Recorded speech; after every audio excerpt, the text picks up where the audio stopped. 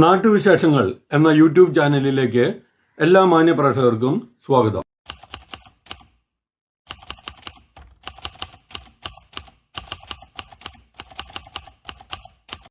ഈ ചാനൽ ആദ്യം മുതൽ അവസാനം വരെ കാണുക. സബ്സ്ക്രൈബ് ചെയ്യാത്തവർ സബ്സ്ക്രൈബ് ചെയ്യുക, ഷെയർ ചെയ്യുക, ലൈക്ക് ചെയ്യുക, കമന്റ് ചെയ്യുക. ദിശാ ബോർഡ് തകർന്നിട്ട് 5 വർഷം, അധികൃതർ നടപടിയെടുക്കുന്നില്ലെന്ന് പരാതി. പാലക്കാട് മലമ്പുഴ റൂട്ടിൽ പലാൾ ജംഗ്ഷനിൽ സ്ഥാപിച്ച ദിശാ ബോർഡ് തകർന്നു വീണത് റോഡ് സൈഡിലേക്ക് മാറ്റി വെച്ചിട്ട് 5 വർഷം പിന്നിട്ടിട്ടും ദിശാ ബോർഡിൻ്റെ ഫ്രെയിമുകൾ വഴിയരികിൽ അനാഥമായി കിടക്കുന്നു.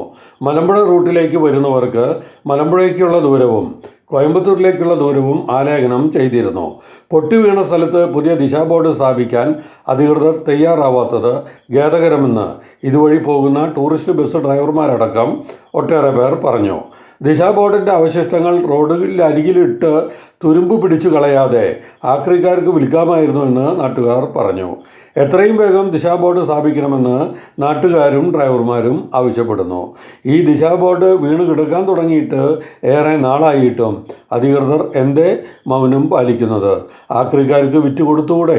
ഇല്ലെങ്കിൽ ഇത് പണിത് ദിശാ ബോർഡ് മര്യാദയ്ക്ക് സ്ഥാപിച്ചുകൂടെ എന്നാണ് ടൂറിസ്റ്റ് ബസ്സിലെ ഡ്രൈവർമാരും മറ്റും പറയുന്നത്. ഇത്തരം വീഴ്ചകൾ അധികൃതരുടെ വീഴ്ചയാണെന്ന് തന്നെയാണ് അവർ പറയേണ്ടത്. ഇത് അധികൃതർ ശ്രദ്ധിക്കേണ്ടതാണെന്നും അവർ ആവശ്യപ്പെട്ടു. പാലക്കാട് നഗരം നാൽക്കാലികളുടെ പിടിയിൽ.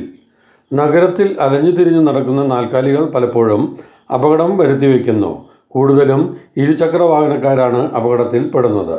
നഗരത്തിൽ അലഞ്ഞുതിരിഞ്ഞു നടക്കുന്ന നാൽക്കാലികളെ പിടിച്ചുകെട്ടാൻ നഗരസഭ നടപടി ആരംഭിച്ചെങ്കിലും രാഷ്ട്രീയ സമ്മർദ്ദം മൂലം നിർത്തുകയാണ് ഉണ്ടായത്.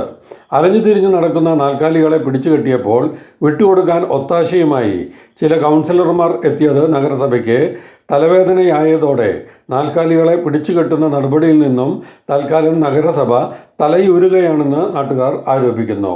അലഞ്ഞുതിരിഞ്ഞു നടക്കുന്ന നാൽക്കാലികളെ പിടിച്ചുകെട്ടുകയും രാഷ്ട്രീയം നോക്കാതെ നടപടിയെടുക്കണമെന്നും നാട്ടുകാർ ആവശ്യപ്പെട്ടു. ഇത്തരം നാൽക്കാലികൾ ഇരുചക്ര വാഹനക്കാർക്ക് അപകട ഭീഷണിയാണ്.